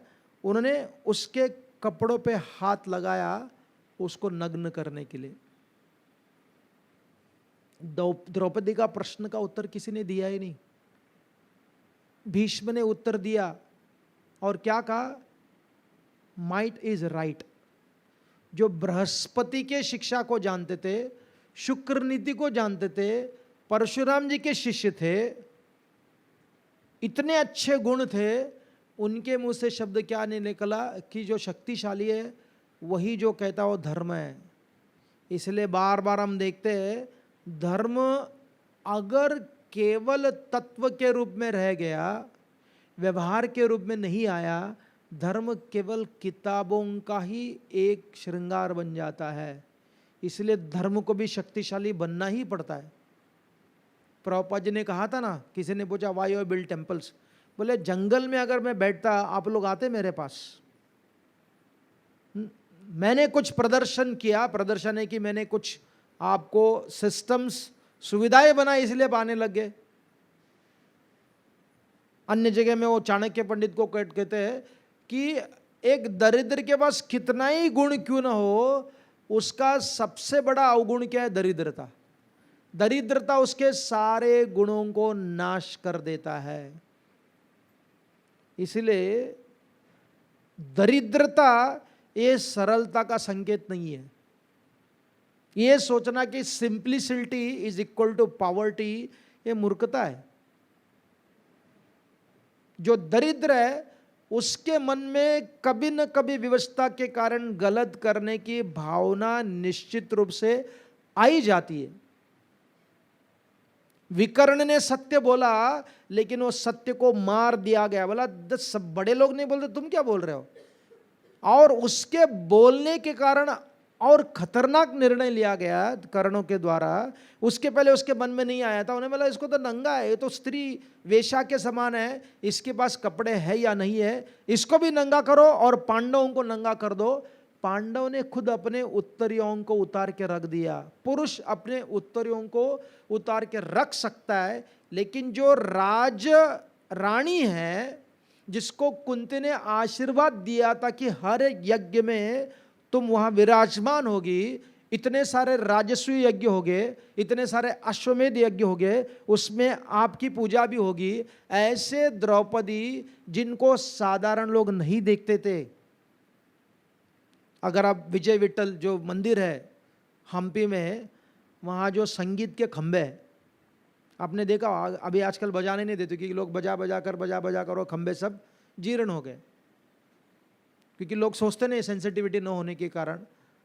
तो कहा जाता है कि विजयनगर साम्राज्य के इतिहास में वहाँ बजाने के लिए कोई मेटल नहीं लेते थे वो चंदन के लकड़ियों को लेते थे, और चंदन के लकड़ियों के द्वारा उसको ऐसा स्ट्रोक करते थे वो खंभों के ऊपर, तो उसमें से सुंदर म्यूजिक निकलता था। और उस वाद्य के बीच में कृष्ण देव राय की जो पत्नी थी, उनके 2 पत्नी थे, उसमें से एक पत्नी बहुत सुंदर नृत्य करती थी। और उस नृत्य किसके लिए हुआ करता था? सामान्य जनता के लिए नहीं, वो नृत्य भगवान के लिए हुआ करता था। और उसके साथ में बहुत कम लोग, अत्यंत सभ्य और सज्जन, उच्च विचारधाराओं के लोग उस नृत्य को देखते थे। यानी कि 400 साल की पहले की कथा है। मुगल आने के पहले संगीत, हिंदुस्तानी संगीत हो, कर्नाटक के संगीत हो, ये साधारण लोगों के लिए नहीं था, भगवान के लिए था। और जब भगवान सुनते सुनते अगर आप वहां बैठकर सुन रहे हो, तो उनका प्रसाद का भी आप अनुभव कर पाओगे। लेकिन आपने कहा नहीं, मेरे राजा के लिए गाओ, मेरे मंत्री के लिए गाओ, मेरे नवाब के लिए गाओ। आजकल संगीत गाने वाले, उनकी गलती नहीं है, क्योंकि जानते नहीं है। कोई विवाह के लिए बुला लिया, वो पैसा लेकर गाते कुछ भी। अरे संगीतकार छोड़ो, ऐसे जो तथाकथित आजकल के जो राजा लोग हैं ना, जो वेशधारी राजा है, पूर्व अपने परिवार के थे, अगर आप उनको अपने विवाह के लिए बुलाओगे, वो पैलेस में आपके साथ बैठते हैं, आप उनके साथ फोटो खींच सकते हो, और अलग अलग समय का अलग अलग रेट रहता है। आधा घंटे के लिए, 1 घंटे के लिए, 1.5 घंटे के लिए, the king has come to our marriage, उसका अलग रेट देना पड़ता है। आजकल अब राजाओं को भी खरीदी कर सकते हो। देखो, राजाओं को भी आप खरीदी कर सकते हो। तो द्रौपदी कहती है, जहां मुझे और मेरे जैसे स्त्रियों को कभी भी पब्लिक प्लेस में नहीं लिया जाता था, नहीं लाया जाता था। इट इज नॉट अंडरमाइनिंग, ये स्त्रियों के परिस्थिति को, स्थिति को कम करने के लिए नहीं था, परंतु गौरव होने के कारण वैसे उनको वो स्थान दिया गया था। लेकिन इधर क्या हुआ, सबके सामने लाया गया और उसको नंगा करने के लिए कहा गया। और जैसे दुशासन ने द्रौपदी के वस्त्र पे हाथ लगाकर खींचने के लिए प्रयास किया, एक सबसे बहुत बहुत बहुत अच्छा मुद्दा है महाभारत में, द्रौपदी ने तुरंत without any hesitation, without any thinking, कोई विचार न करते हुए किसी के पास आश्रय के लिए नहीं गई। प्रश्न उठाता उन्होंने, बस धर्म क्या कहता है कि मैं स्वतंत्र हूं, क्या पहले मैं हार गई या युधिष्ठिर महाराज पहले हार गए, ये प्रश्न उठाया था उसने। परंतु जैसे दुशासन ने उसके वस्त्र के ऊपर हाथ लगाया, तो द्रौपदी ने क्या किया, तुरंत कृष्ण को पुकारने लगी। हां, हमारे लिए आचार्यों ने कहानी सुनाई है कि द्रौपदी के 5 पति थे और कोई उसकी रक्षा नहीं कर पाया। तब द्रौपदी कृष्ण के पास गई। ये कथा में कोई गलती नहीं है, लेकिन यहां द्रौपदी नहीं है, वो हमारे बारे में बता रहे। हम दुनिया में सब जगह में भागते हैं, इंश्योरेंस कंपनी पे जाते हैं, फिर बड़े बड़े सर्जन के पास जाते हैं, फिर बाद में काफ़ी सारे मंत्र करने वाले के पास जाते हैं, फिर लोन देने वाले के पास जाते हैं, और सब करने के बाद में मरने वाले होते तब कृष्ण के पास आते हैं। हमारे साथ में लागू है, क्योंकि द्रौपदी एक भगवान श्री कृष्ण की सखी थी, तो कृष्ण उसका लास्ट चॉइस कभी नहीं हो सकता। जब मैंने इसको पढ़ा बहुत अच्छा लगा। अरे वो कृष्ण को स्पॉन्टेनियस, अगर जैसे ही किसी ने आपके सामने हाथ घुमाया तो कैसे आपकी आंखें बंद हो जाती है और आपका चेहरा पीछे हट जाता है, क्योंकि वो रिफ्लेक्स एक्शन है, तुरंत पीछे हट जाता है। वैसे जैसे वस्त्र पे स्पर्श किया, द्रौपदी कृष्ण को पुकारने लगी, इंस्टेंटली कृष्ण का आश्रय ले लिया। और ये पहली बार नहीं, जब जयद्रथ आया था ना, उसको अपने रथ पर बिठाकर हरण करने के लिए प्रयास किया, जयद्रथ को क्या कहती हो, बोले तो पागल, तुम मूर्ख है, अपने प्राणों को गंवाना चाहता है। आप जानते नहीं कि मेरे पति कौन है, आप जानते हो अर्जुन कैसा है, अर्जुन के साथ में हमेशा श्री कृष्ण रहते हैं। जब कृष्ण और अर्जुन एक साथ में आ जाएंगे तो तुम्हारा सर्वनाश हो जाएगा, इसलिए ये जो हरकतें तुम छोड़ दो। जब दुर्वास मुनि आए तो द्रौपदी ने क्या किया, सारे पांडवों को कैसे बचाया, कृष्ण को स्मरण किया। इसलिए ये बहुत ही महत्वपूर्ण है। जब हम महाभारत से द्रौपदी के कथा को श्रवण कर रहे हैं, हमें समझना चाहिए कि द्रौपदी वॉज एन एक्सक्लूसिव, एकांतिका भक्त जो कहते हैं ना, अन्य किसी का आश्रय न लेते हुए अव्यभिचारिणी भक्ति का जो वर्णन आता शास्त्रों में, अव्यभिचारिणी यानी कि जब ऐसी अवस्था में आपको कोई रक्षा नहीं कर सकता, ये पहले से जानते, जैसे वस्त्र को पकड़ा तब द्रौपदी पुकारने लगी। She didn't go here, she didn't go there. जब इतना समय प्रश्न का उत्तर नहीं दे पा रहे लोग, इस प्रश्न का उत्तर नहीं दे पा रहे हैं, तो फिर ये लोग बाकी क्या उत्तर देंगे, उसकी रक्षा कैसे करेंगे। क्योंकि दूसरा और एक है कि जो अनन्य भक्तों को इस प्रकार से प्रस्तुत करना कि अरे they tried everything else then only they tried Krishna, ये उनके भक्ति के प्रति एक संदेह उठाने के जैसे हो जाता है। जैसे रामायण में विभीषण जब आए भगवान राम के पास, सब छोड़कर आए, अपना राज्य, अपना परिवार, अपने संबंधी नहीं छोड़ना चाहते थे, रावण को समझाना चाहते थे, उसको साथ में रहना चाहते थे। अल्टीमेटली मेरा भाई है, मैं उसके विरुद्ध, उसके तत्वों के विरुद्ध हूं, लेकिन उसके संबंधों के विरुद्ध नहीं है। विभीषण वहां रहना चाहते थे, कोई अपॉर्चुनिस्ट नहीं थे वो, लेकिन रावण ने लात मारकर उनको भगाया। पहले से भगवान राम के शरणागत थे, लेकिन अब भगवान राम के प्रति शरणागति उनकी क्या हुआ, वो घोषित कर रहे थे, ऑफिशियल कर रहे थे उसको। और जब वो राम के पास आए, भगवान राम ने पूछा सबको मुझे उसका आश्रय देना चाहिए, तो अलग अलग कपियों ने अलग अलग उत्तर दिया। तो जब भगवान राम ने हनुमान जी से पूछा आपको क्या लगता है, हनुमान जी ने बहुत सुंदर उत्तर दिया। उन्होंने कहा कि मैं तो उसको पूरा निष्पाप रूप के देखता हूँ, उसमें कोई पापी नहीं है, वो आपके पास आया हुआ है, अभी परीक्षा करने का समय नहीं है। और मुझे लगता है कि विभीषण ने सुग्रीव की कहानी सुनी होगी, सुग्रीव को अपने राज्य प्रदान करके दिया था, इसलिए राजकांक्षा होकर यहाँ विभीषण आया होगा। तो इस सुनते ही आचार्य लोग कहते हैं भगवान राम को थोड़ा सा बुरा लगा, लेकिन बोले नहीं, क्योंकि हनुमान जी से प्रेम करते हैं ना, उनको वो अच्छा नहीं लगा कि जो शरणागत होकर आया हुआ भक्त है उसको सकामी भक्त के रूप में, अप्रत्यक्ष रूप में भी वर्णन करना ये सही नहीं है। देखो कितना सटल साइंस है। जगह अगर हम कुकिंग करते समय आप अगर पूरण पोली बना रहे हो, पिज़्ज़ा नहीं, हाँ, तो पूरण पोली बनाते समय कठिन आइटम है, या आप संदेश बना रहे हो, अगर मैसूर पाक बना रहे हो, या फिर गोवर्धन का स्वीट क्या है, सोन पापड़ी बना रहे हो, इसमें किसी को नहीं आता बनाने के लिए। सोन पापड़ी बनाने में थोड़ी सी गलती हो गई फिर वो पत्थर बन जाता है। अगर जो शक्कर का जो आँच है अगर उसमें थोड़ी गलती होगी चिक्की बनाते समय, ये तो पतला रह जाता है और नहीं तो पत्थर समान बन जाता है।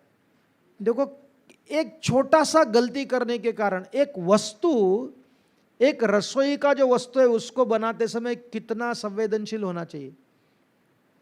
चावल बनाते समय अगर पानी थोड़ा ज्यादा हो गया या मोबाइल फोन में बात करना ज्यादा हो गया, एक तो चावल पूरा बन जाता है, ज्यादा पक जाता है या पूरा जलकर वो बास आने लगता है। और थोड़ा भी बास आ गया है, खास करके आप उपवास कर रहे हो और आपकी खिचड़ी जल गई है, जैसे हम लोग बद्रीनाथ में थे एक बार निर्जल एकादशी के दिन, और वहाँ हिमालय में भूख जल्दी लगती है और भूख करने की शक्ति भी, सहन करने की भी शक्ति आती है। ये बहुत विचित्र बात है। तो खिचड़ी बना है, दुर्भाग्यवश क्या हो गया, खिचड़ी जल गई, तो उसका टेस्ट में बिगड़ गया, लेकिन भूख लगा था इसलिए लोग खा रहे थे, यानी कि थोड़ी सी गलती। फिर एक महान भक्त के बारे में अगर हमने गलत निर्णय दिया जो शास्त्र वाक्य नहीं है तो कितना गलत हो जाता है। तो ये मैंने कितने बार पढ़ा है लेकिन इसको मैं ध्यान नहीं दिया था। आज जब पढ़ रहा था कि द्रौपदी तुरंत इंस्टेंटली, कोई विचार नहीं, तुरंत जैसे वस्त्र को स्पर्श किया कृष्ण का आश्रय लेने लगी। दैट सूट्स, उसके पर्सनालिटी को सूट करता है। निष्काम भक्त होने के कारण कोई कामना नहीं थी, अव्यभिचारिणी भक्ति थी भगवान के प्रति, वही तो करेगी वो, उसके अलावा और कुछ नहीं करेगी। वो क्या करेगी, तुरंत कृष्ण का वो स्मरण करेगी, कृष्ण के अलग अलग नामों का गुणगान करने लगे। हाँ, एक सिद्धांतों को बताने के लिए हम अलग अलग प्रकार से कथाओं को सुनाते, उसमें कोई गलती नहीं है। हाँ, एक कहानी है ना, जब द्रौपदी भगवान को पुकार रही थी और कृष्ण रुक्मिणी के साथ में द्यूत खेल रहे थे। हाँ, एक द्यूत के समस्याओं को सुलझाने वाले भी द्यूत खेल रहे थे, लेकिन यहाँ दूत कैसे चल रहा था, यहाँ प्रेम के साथ खेल रहे थे, यहाँ कोई दाव पे नहीं लगाया था।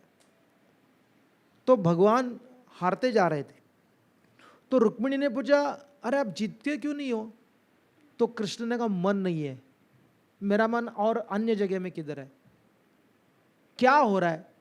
रुक्मिणी ने पूछा। कृष्ण ने कहा, एक मेरा भक्त कठिन स्थिति में, बोले उसको बचाते क्यों नहीं हो?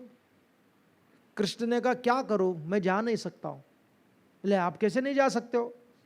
आप तो जैसे मुझे बचाने के लिए, मेरी सुरक्षा करने के लिए आप द्वारका से कौंडिन्यपुर आए थे, जो 800 किलोमीटर एक रात में आए थे, वैसे घोड़ों को लेकर आप जा सकते हो, क्यों नहीं जा सकते हो? कृष्ण ने कहा, देर हो जाएगी, पहुंच नहीं पाऊंगा। तो रुक्मिणी ने कहा, फिर आप जटायु पर बैठकर, गरुड़ के ऊपर विराजमान होकर जैसे गजेंद्र की रक्षा करने के लिए गए थे वैसे जा सकते हो, वैसे क्यों नहीं जा सकते? बोला तभी भी देर हो जाएगा।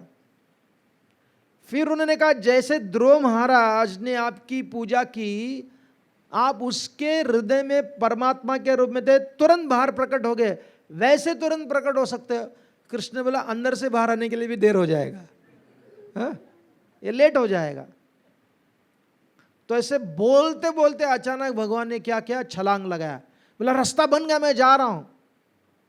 तो क्या है कहानी, जब तक भगवान द्रौपदी के आंखों से आश्रुओं की धारा, निस्सहायक होकर, कोई मदद करने वाला नहीं, जब तक शी बिकेम कंप्लीटली हेल्पलेस, तब तक उसके आंखों से आश्रुओं की धारा नहीं आ रही थी, तब तक कृष्ण प्रतीक्षा कर रहे थे।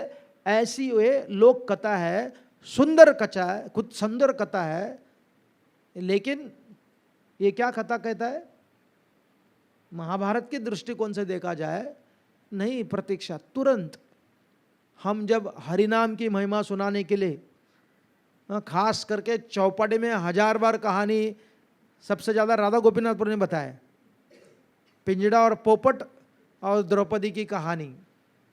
द्रौपदी की कहानी क्या है, वो दुशासन उसके साड़ी को खींच रहा था और द्रौपदी सबके पास जा रही थी, प्रतीक्षा कर रही थी, मेरे को रक्षा करो, मेरे को रक्षा करो, कोई करने के लिए तैयार नहीं था, और खुद अपने हाथों से प्रयास कर रही थी दुशासन को रोकने के लिए।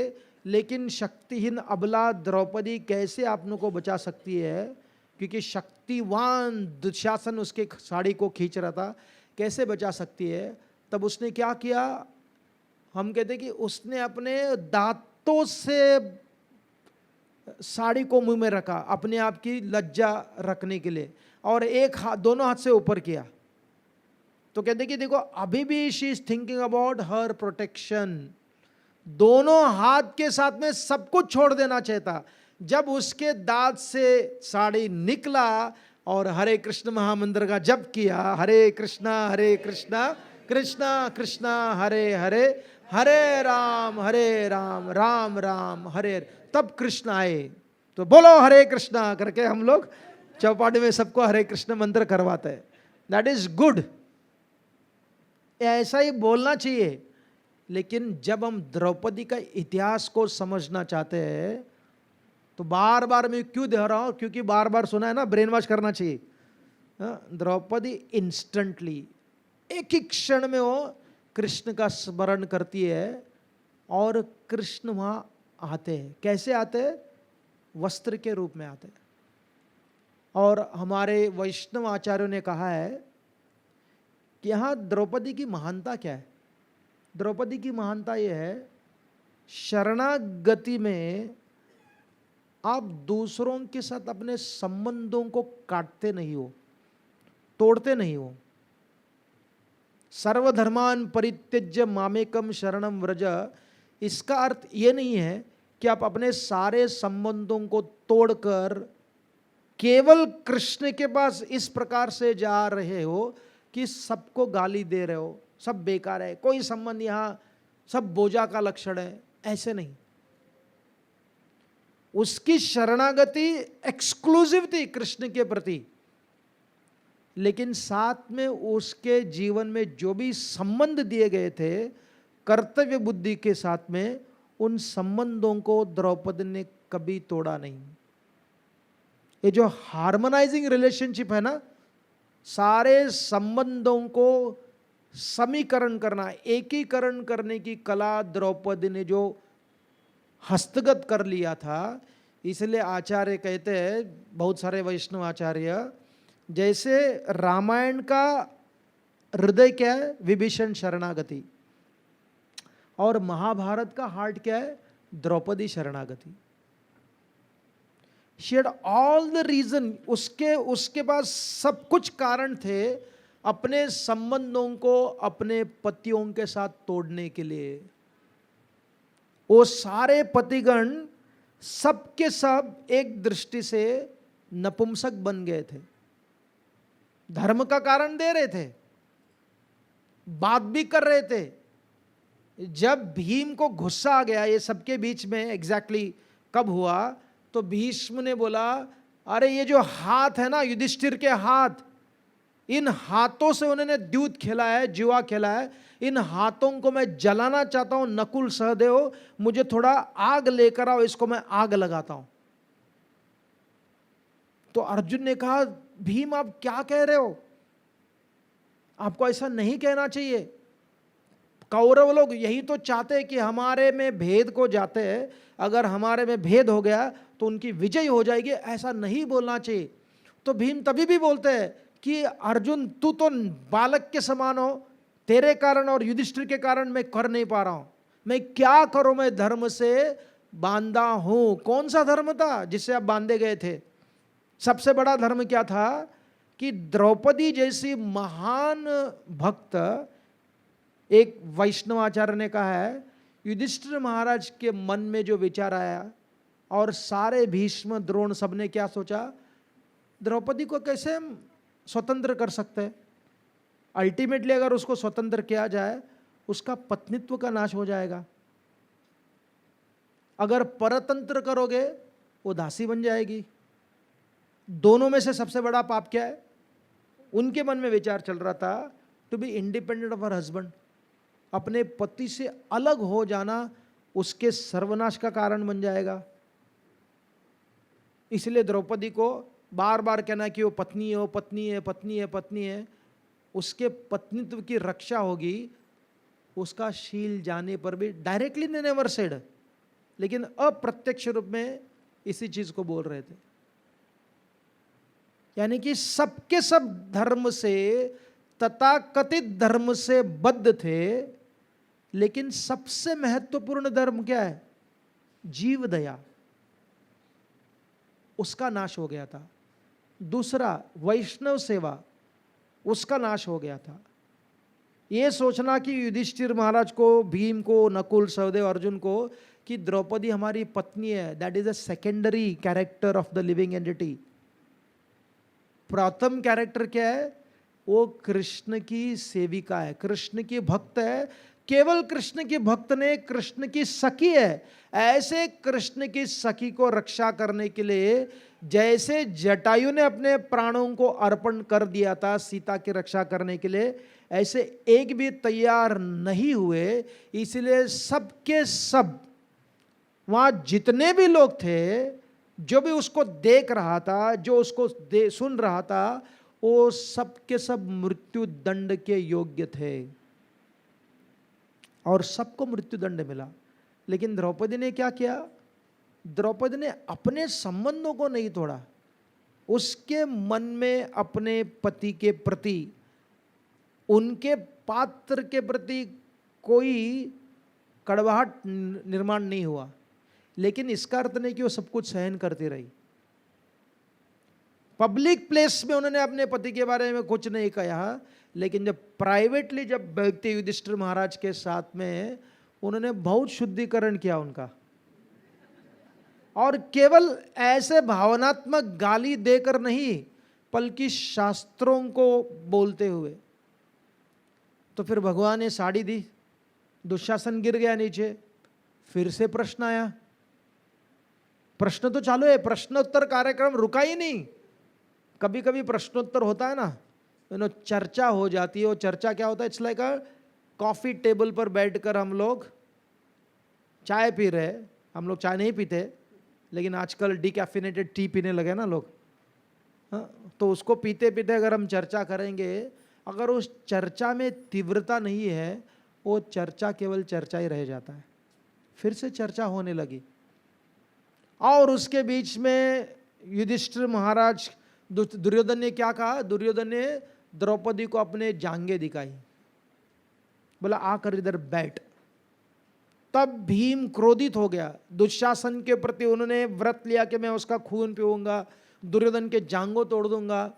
ऐसे उन्होंने व्रत लिया। धृतराष्ट्र डर गए, कोई उत्तर नहीं दिया। क्यों द्रौपदी प्रश्न कर रही थी? ये बहुत ही महत्वपूर्ण है। क्यों प्रश्न कर रही थी? प्रश्न इसीलिए कर रही थी क्योंकि वरिष्ठ थे, वो धर्म को जानते थे। जब तक उनसे उत्तर नहीं आएगा, तब तक इस निर्णय को मैं स्वीकार नहीं करूंगी। और जब तक धर्म मुझे क्या करना चाहिए, इसलिए पहले प्रतिगामी को उन्होंने कहा था कि कष्ट, समस्या, संघर्ष सबके जीवन में आ जाता है, लेकिन जो धर्म पालन करता ना, उसका कल्याण होता है। ये उसके मन में बैठ गया था। इसलिए भीष्म वस्त्रहरण के घटना के बाद द्रौपदी की प्रशंसा करते कि द्रौपदी, इतनी अवस्था में भी तुम धर्म का पालन करना चाहते हो, लेकिन क्या करें? इस उत्तर तो मैंने पहले ही कहा था कि धर्म बहुत सूक्ष्म है।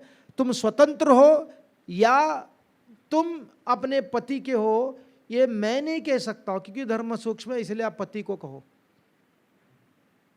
उस समय धृतराष्ट्र डर गए। पूरा डरने के कारण क्या हुआ? उन्होंने द्रौपदी को कहा, द्रौपदी, आपके इस महान गुणों को देखकर मैं बहुत प्रसन्न हो गया हूं, इसलिए आप मेरे कुछ वरदान मांगो। तो एक वरदान देता है। तो द्रौपदी कहती है कि मुझे मेरे पति के दासत्व से मुक्त कर दो। क्यों? युधिष्ठिर महाराज। अगर युधिष्ठिर महाराज मुक्त हो गए तो क्या हुआ अभी? देखो, अगर आप तंत्र देखोगे एक दृष्टिकोण से, अगर युधिष्ठिर मुक्त हो गए तो द्रौपदी भी मुक्त हो गई, क्योंकि सारा उत्तर कहाँ जा रहा था इन सब का? विकर्ण का और विदुर का छोड़कर स्त्री हमेशा परतंत्र होती है। वो युधिष्ठिर के ही आधीन में है। अगर युधिष्ठिर स्वतंत्र हो गया तो द्रौपदी भी स्वतंत्र हो गई। उन्होंने अपने लिए वरदान नहीं मांगा, अपने पति के लिए मांगा, उसमें उसका भी स्वतंत्रता हो गया। फिर दूसरा वरदान धृतराष्ट्र ने पूछा, ask for the second one. उसने कहा मेरे सारे पतियों को मुक्त कर दो। और तीसरा वरदान मांगने के लिए कहा, उन्होंने कहा, द्रौपदी ने कहा तीसरा नहीं, क्षत्रिय स्त्री के लिए केवल 2 वरदान शास्त्र में लिखा हुआ है, अगर मैं तीसरा वरदान मांग लूंगी मैं पतित हो जाएंगी। इतने संकट में भी, इतने समस्याओं में भी उसके भक्ति शास्त्र का प्रश्न सही उत्तर निकला। ये भक्ति शास्त्री होती है ना, 90%, 98%। एक दृष्टिकोण से हमने मॉडर्न एजुकेशन भी हमारे मंदिर में घुसा दी है। मैं उसकी निंदा नहीं कर रहा हूँ, मेरा भी भक्ति शास्त्री हुआ है ना, बट द पॉइंट इज, ये एग्जाम जो है ना, लिखना लिखना लिखना, ये रोग है। हम प्रश्न का उत्तर लिख सकते हैं लेकिन अगले दिन भूल जाएंगे। लेकिन यहां देखो, मतलब ये जो कथा है ना द्रौपदी का वस्त्रहरण, इसको 1000 बार पढ़ो, उसके 1000 आयाम निकलेंगे। ये मैं कई चीजें पहली बार बोल रहा हूं क्योंकि मैं नहीं जानता था। अगर हम फिर से 8 दिन के बाद और एक बार कथा करेंगे तो उसके और कुछ आयाम निकलेंगे जो मेरे समझ में नहीं आया था। देखो, इसका उत्तर क्या दे रही हो? वो जानती थी कि वैश्य कितने बार वर मांग सकते हैं, ब्राह्मण कितने बार वर मांग सकते हैं, क्षत्रिय स्त्री कितने बार वर मांग सकती है, क्षत्रिय कितने बार वर मांग सकते हैं। ये सबको उस अवस्था में याद रखना, स्मरण करना। इसलिए भगवान श्री कृष्ण ने सुदामा को क्या वरदान, सांदीपनि मुनि ने सुदामा और कृष्ण को क्या वरदान दिया था? उन्होंने कहा था कि आपके अत्यंत कठिन परिस्थिति में जो वेदों का ज्ञान है ना, वो हमेशा ताजा रहेगा। और परशुराम जी ने कर्ण को क्या शाप दिया था? जब तुमको सबसे ज्यादा आवश्यकता पड़ेगी तब आप विद्या को भूल जाओगे। कलयुग के सब कर्ण के अनुयायी इसीलिए, जब हमें आवश्यकता पड़ती है तब ये लैपटॉप बंद हो जाता है। यहाँ का लैपटॉप नहीं, यहाँ का लैपटॉप। हमारे संकट में, हमारे समस्या में कृष्ण के आश्रय लेने के बदले में हम कृष्ण के प्रति संदेह करने लगते हैं, क्वेश्चन करने लगते हैं। अरे ऐसा क्यों हो गया? Why it is happening like this? ऐसा क्यों हो रहा है? देखो, द्रौपदी कितनी महान है। वो प्रश्न का उत्तर भी दे रहे, बोले अपने आप वो कमा लेंगे। और दुर्योधन ने क्या कहा? दुर्योधन ने, कर्ण ने कहा कि मैंने आज तक ऐसी घटना कभी सुनी नहीं है। एक स्त्री ने अपने सारे पतियों को गुलामी से मुक्त कर दिया। मतलब वहां सरकास्टिक भी था। द्रौपदी के स्तुति के रूप में पांडवों की निंदा हो रही थी क्योंकि उसका एक दुर्गुण था। कर्ण का दुर्गुण, मुंह फटा मुंह था उसका, हर एक की निंदा करता था। तो पांडव वहां से निकलने लगे क्योंकि धृतराष्ट्र जानते थे कि द्रौपदी शाप दे सकती है। निकल गए, मुक्त हो गए, इंद्रप्रस्थ की ओर जाने लगे वापस। और वापस जाते जाते दुर्योधन आकर उनको धमकी दिया, फिर वो अलग कहानी हो गई। फिर से पांडव एक ही द्यूत के पासे पे क्या हुआ,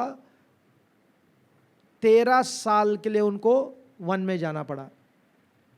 और वन में आ गए हो। वन में आने के बाद द्रौपदी ने क्या किया?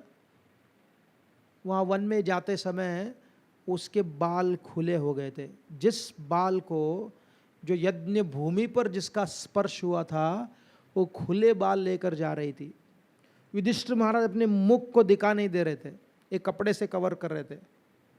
और भीम अपने हाथ और मुष्टि और अपना दांत को चबा रहे थे, स्पष्ट बता रहे थे मैं क्या करने वाला हूं। और अर्जुन क्या कर रहा था, अर्जुन जो मस्टर्ड सीड्स होता है ना, राई के दानों को, नहीं राई नहीं, जो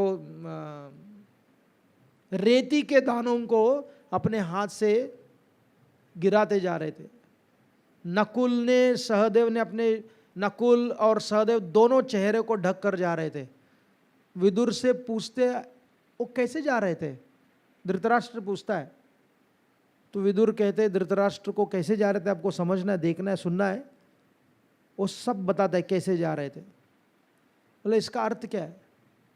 वो कहते कि युधिष्ठिर महाराज अपने प्रजा को अपना चेहरा नहीं दिखाना चाहते थे, क्योंकि उससे क्या होगा, उनका चेहरा पे इतना दुख है तो आप सब लोग जल जाओगे। और भीम तो सीधा कह रहा था कि सबको मारने वाला है, और अर्जुन कह रहा था जैसे मैं रेती फेंक रहा हूं वैसे युद्ध भूमि पर मेरे बाण निकलेंगे। और नकुल और सहदेव, एक इतना सुंदर था, उसके पीछे कोई नहीं आना चाहिए इसके लिए, और दूसरा भविष्यवाणी को जानता था, वो भविष्यवाणी बोलना नहीं चाहता था। और इन सब के साथ में उनके असली गुरु, देखो द्रोणाचार्य के मुख से एक शब्द नहीं निकला, खरीद लिए गए थे ना, कुछ नहीं बोले, कृपाचार्य कुछ नहीं बोले, लेकिन दौम्य ऋषि और एक महान व्यक्ति है, वो पांडवों के साथ में आए थे पुरोहित बनकर और जा रहे थे पुरोहित बनकर। बहुत धन दिया था पांडवों ने जब वो पुरोहित थे राजस्व यज्ञ के बाद, लेकिन अब वो निर्धन बनकर उनके साथ में जा रहे थे। ये नहीं कि मैं अब आपको छोड़ रहा हूं, वो निकल गए उनके साथ। और क्या कर रहे थे, यमसूक्त को गा रहे थे। यमसूक्त किस लिए गा रहे थे, कौरवों को बताने के लिए, पूरे कुरुकुल को बताने के लिए यमसूक्त इसलिए गा रहा हूं कि 13 साल के बाद यहाँ यमराज नर्तन करेंगे, यहाँ यमराज का तांडव नृत्य होगा। ये बोलकर वो निकल गए। इतना कहकर हम लोग अभी 5 मिनट के लिए थोड़ा विश्राम लेंगे, फिर आगे द्रौपदी के और कई जो ऐसे प्रसंग है जो बहुत अद्भुत प्रसंग है, उसकी हम चर्चा करेंगे। हरे Krishna. RG Media YouTube channel, like, share, subscribe.